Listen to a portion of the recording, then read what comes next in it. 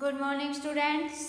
हमारा class 11th का chapter चल रहा था कैश बुक। ठीक है, कैश बुक चल रहा था। हमने सिंगल कॉलम कैश बुक का एक क्वेश्चन कल प्रैक्टिस किया था। ठीक है, आज जो है सेकंड क्वेश्चन हम प्रैक्टिस करेंगे। देखना कि जो सिंगल कॉलम की कैश बुक है वो कैसे बनाई जाती है। ठीक है, तो देखो हमारे पास क्वेश्चन है कि 1 अप्रैल की जो है ट्रांजेक्शन है कैश इन हैंड ₹6400। अब इसमें क्या कह रहा है कि आपके पास कैश इन हैंड का मतलब है कि आपके पास पैसा है, यानी कि आपकी जेब के अंदर पैसा है। ठीक है, तो इसको आप क्या लिखोगे? इसके कहने का मतलब कि आपके पास पहले से ही पैसा है।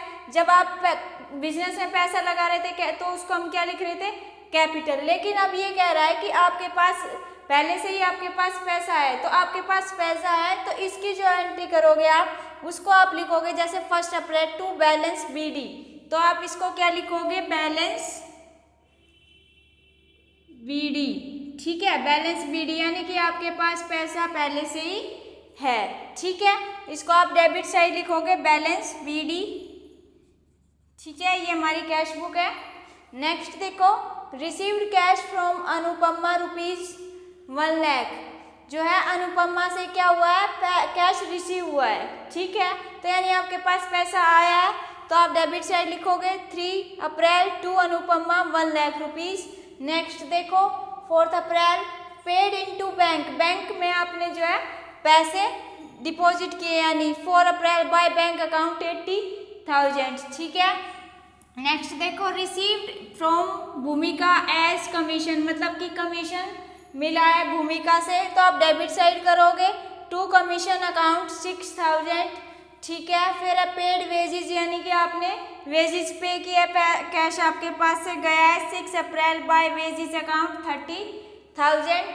उसके बाद देखो विथड्रॉ फ्रॉम बैंक, मतलब कि आपने बैंक से पैसा निकाला है तो ये आपके पास क्या है? पैसा आया है, तो आप लिखोगे 7 अप्रैल टू बैंक अकाउंट 30,000। ठीक है, नेक्स्ट देखो purchased goods in cash from Ashok ₹10,000, मतलब कि 10,000 के क्या किए हैं? गुड्स परचेज किए हैं, तो क्या होएगा? By purchase account 10,000। ठीक है, नेक्स्ट देखो कैश सेल्स ₹10,000। ठीक है, कैश सेल्स ₹10,000 यानी कि आपने सेल किया है तो आपके पास पैसा आया है, तो आप लिखोगे टू सेल्स अकाउंट 10,000। ठीक है, फिर नेक्स्ट है draw cash for personal use, मतलब कि आपने पर्सनल यूज के लिए पैसा निकाला है, तो ये क्या आपके लिए ड्राइंग है, तो बाय ड्राइंग अकाउंट 10,000। ठीक है, नेक्स्ट देखो परचेज फर्नीचर, आपने फर्नीचर परचेज किया है तो आपके पास से पैसा क्या हुआ है? गया है, तो आप क्रेडिट साइड लिखोगे 4,000 बाय फर्नीचर अकाउंट 4,000। ठीक है, नेक्स्ट देखो पेड टू रूमा, मतलब कि रूमा को आपने क्या दिया है? पैसे दिए हैं, तो आप लिखोगे बाय रूमा 1,200। ठीक है, उसके बाद देखो paid to Ganguly brothers for office use, मतलब कि आपने गांगुली के ब्रदर्स को ऑफिस यूज के लिए पैसे दिए हैं तो आपके पास से पैसा गया है, तो बाय गांगुली 1,500।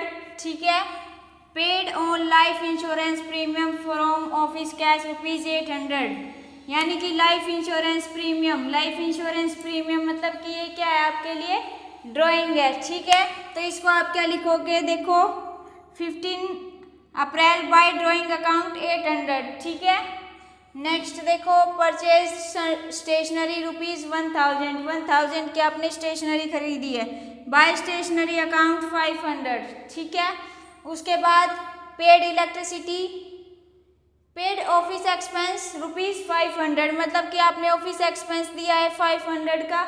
ठीक है, फिर है पेड इलेक्ट्रिसिटी चार्ज ₹, मतलब कि इलेक्ट्रिसिटी चार्ज है आपका, बाय इलेक्ट्रिसिटी चार्ज अकाउंट ₹100। फिर है रिसीव्ड इंटरेस्ट फ्रॉम रमन 500, मतलब कि आपके पास क्या है? इंटरेस्ट आया है, तो लिखोगे आप 20 अप्रैल टू इंटरेस्ट 500। ठीक है, मतलब कि अब लास्ट जो ट्रांजेक्शन बची है वो बताती हूँ। ठीक है, कि कैसे आपको सोल्व करनी है। देखो इसमें लिखा है deposited all cash in bank in excess of minimum cash balance ₹2,000। देखो अब इस लाइन का क्या मतलब है? पहली बात, जो भी आपके पास पैसा आता है आप किस में लिखते हो, डेबिट साइड में। जो भी आपके पास पैसा जाता है तो उसको किस में लिखते हैं आप, क्रेडिट साइड। ठीक है, तो जिस साइड आपके पास पैसा ज़्यादा आया है उसका टोटल आप नीचे लिखते हो। तो जो डेबिट साइड है हमारी उसका टोटल ज़्यादा आया है 1,52,900, 1,52,900। अब देखो जब हमने डेबिट साइड का टोटल किया तो वो आया 1,52,900। ठीक है, फिर हमने क्रेडिट साइड का टोटल किया तो वो आया 1,39,100। ठीक है, अब नेक्स्ट बात ये देखो, इसमें एंट्री देखो कि क्या लिखी है। ये इसमें लिखा कि deposit all cash in bank in excess of minimum cash balance ₹2,000। ये कह रहा है कि आपके पास जो ये पैसे बचे हैं, ठीक है, जो आपके पास ये बैलेंस बचा है, यानी कि ये आपके पास पैसा आया था, ये गया था, इसके बाद आपके पास बचे थे 13,800 रुपीज़।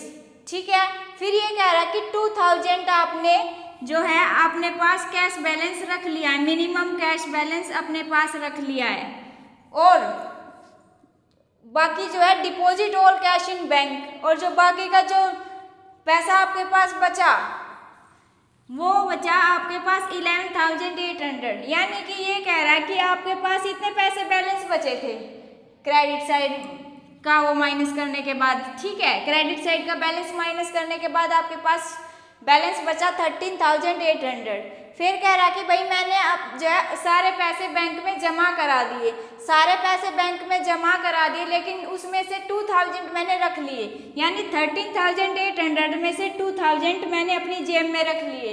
तो अब जो बचा उसने ये सारे पैसे बैंक में जमा करा दिए। ठीक है, तो 11,800 जो रुपीज़ है वो उसने बैंक में जमा करा दिए, और अब उसके पास कितना बैलेंस बचा है, 2,000। ठीक है, तो इसकी एंट्री देखो कैसे होएगी। 30 अप्रैल की आप लिखोगे जो बैलेंस जो आपने बैंक में जमा कराया है, ये आपने बैंक में जमा कराया है 11,800, और ये आपने अपने पास रखा है बैलेंस। ठीक है, तो आप इसकी एंट्री देखो कैसे करोगे कि बाय बैंक अकाउंट 11,800 ये आपने बैंक में जमा करा दिए, और अब आपके पास बाय बैलेंस CD 2,000, यानी कि आपके पास कितने बचे, 2,000 रुपीज़।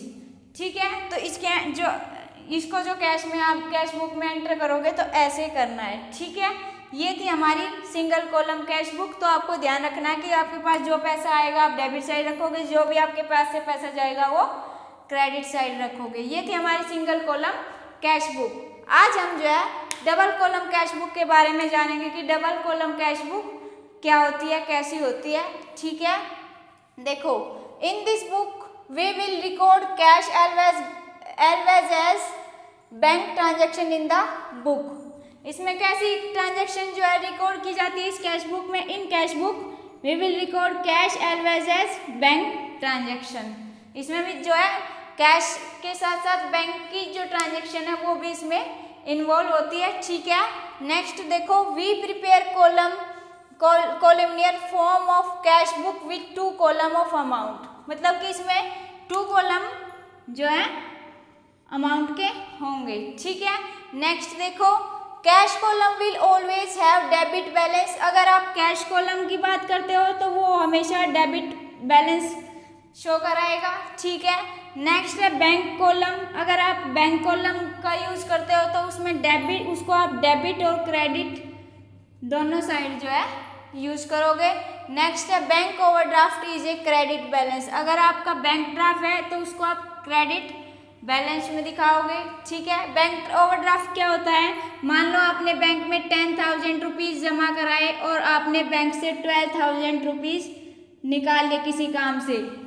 आपने जमा कराई 10,000, आपने निकाल ली 12,000, यानी कि जो आपने 2,000 एक्स्ट्रा रुपए निकाले विड्रॉ करे हैं, ये आपका बैंक ओवरड्राफ्ट होता है। ठीक है, तो ये आएगा bank overdraft is a credit balance, यानी कि बैंक ओवरड्राफ्ट जो है वो क्रेडिट बैलेंस में शो करेंगे। ठीक है, नेक्स्ट देखो, डिस्काउंट अलाउड और डिस्काउंट रिसीव्ड। ठीक है, ये डिस्काउंट अलाउड और डिस्काउंट जो रिसीव अगर आपके पास आता है तो आप इसको as a journal entry use करोगे। ठीक है, मतलब कि जर्नल एंट्री यूज करोगे कैश बुक के नीचे, बिलो द कैश बुक, इसको कैश बुक में ना लिख के आप उसके नीचे लिखोगे, ठीक है। तो जनरल एंट्री लिखोगे इसकी डिस्काउंट अलाउड की और डिस्काउंट रिसीव की, ठीक है। तो इसकी जनरल एंट्री क्या थी डिस्काउंट अलाउड की, discount allowed account debit to debtor. अगर डिस्काउंट रिसीव्ड की आप देखोगे तो creditor account debit to discount received, ठीक है। ये थी हमारी डिस्काउंट अलाउड और डिस्काउंट रिसीव की। इसको कैश बुक में आप नहीं रखोगे, इसको आप कैश बुक के नीचे लिखोगे, ठीक है, नोट में। नेक्स्ट देखो, if the above cheque is dishonour, अगर आपके ये जो डिस्काउंट अलाउड है और डिस्काउंट रिसीव्ड है ये अगर डिसऑनर हो जाते हैं यानी कि बाउंस हो जाता है आपका चेक, तो then we will reverse the above entry, यानी कि आप ये जो एंट्री है इनको क्या कर दोगे, रिवर्स कर दोगे, ठीक है, इनकी उल्टी कर दोगे। अगर आपका चेक जो है बाउंस हो जाता है तो आप ये जो एंट्री है इनको रिवर्स कर दोगे, यानी कि जो डेटर है वो आपका डेबिट साइड चला जाएगा और डिस्काउंट अलाउड है वो क्रेडिट जो साइड है उसकी साइड चला जाएगा। ऐसे ही डिस्काउंट रिसीव आपका डेबिट साइड चला जाएगा और क्रेडिटर आपका क्रेडिट साइड आ जाएगा, ठीक है। नेक्स्ट देखो कॉन्ट्रा एंट्रीज। कॉन्ट्रा एंट्रीज देखो क्या होती है, transaction involving both cash and bank simultaneously, मतलब कि कैश और जो बैंक है इसमें दोनों एस्पेक्ट जो है आप इसमें इन्वॉल्व होते हैं, ठीक है। दोनों तरह की ट्रांजेक्शन इसमें क्या होती है, इन्वॉल्व होती है, कैश की भी और बैंक की भी। तो ये देखो टू टाइप का होता है कॉन्ट्रा एंट्रीज, मतलब कि कैश डिपॉजिट इनटू बैंक और कैश विड्रॉ फ्रॉम बैंक, मतलब कि अगर कैश आप बैंक में डिपॉजिट करते हो तो बैंक में ये आपका बढ़ जाता है और कैश आपका क्या हो जाता है, आपके पास से कम हो जाता है। नेक्स्ट देखो कैश विड्रॉ फ्रॉम बैंक, मतलब कि आपने बैंक से पैसा निकाल लिया तो आपके पास पैसा क्या हुआ, बढ़ गया और बैंक में क्या हो गया, कम हो गया, ठीक है। तो cash withdraw from bank for office use का मतलब है कि आपका कैश बढ़ा और बैंक में से आपका माइनस हो गया। नेक्स्ट देखो for contra entries we use C symbol in LF column. जो आपका ये जो LF कॉलम बनता है इसमें अगर आपकी कॉन्ट्रा एंट्रीज आ जाती है बैंक और कैश की तो आप सिंबल यूज करोगे C, ठीक है। ये थी हमारी डबल कॉलम कैश बुक, ठीक है। इसके ऊपर हम क्वेश्चन प्रैक्टिस करेंगे कल, तो इसको आप थोड़ा ध्यान से पढ़ना, रिवाइज करना और आप सिंगल कॉलम जो कैश बुक है उसको भी रिवाइज करना और क्वेश्चन प्रैक्टिस करना, ठीक है। अगर आपको हमारा चैनल अच्छा लग रहा है तो आप उसको सब्सक्राइब करें, शेयर करें, ठीक है। आपको कोई भी प्रॉब्लम होती है तो कमेंट सेक्शन में बताएं, ठीक है। आज की क्लास यहीं ख़त्म करते हैं, थैंक यू।